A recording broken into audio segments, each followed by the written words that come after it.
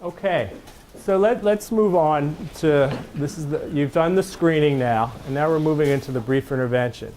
So kind of as Matt, that's your name, right? So as Matt's been pointing out, these screening tools are lots of closed-ended questions, right? Yes or no questions.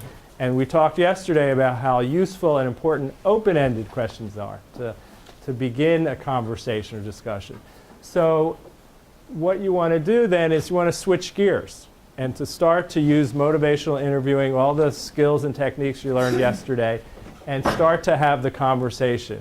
And you might want to say, I know I've been asking you lots of questions, firing a lot of questions at you, but I want to switch gears a little so that we can have a conversation and a discussion about your use of alcohol and other drugs.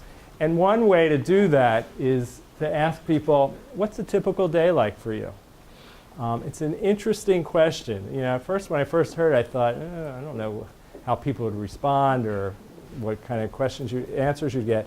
But people, you really can get a nice flavor of someone by their describing what a typical day is. And you want to particularly look for where alcohol and drugs fit into that on a typical day. So for some people, it might be, on a typical day, I don't drink or I don't smoke. I don't do anything. But you want to find out just what their life is like. I get up early in the morning. I have to take care of the kids before I come to Youth Build. I got to walk, a couple miles to get here, just to get a sense of what their life is like. This is a very brief, you don't want lots of detail because this is a brief intervention, so you want to keep it brief. But that question it's very useful and very helpful in just getting a sense of the person. You don't have to ask that, but it's a good tool to have.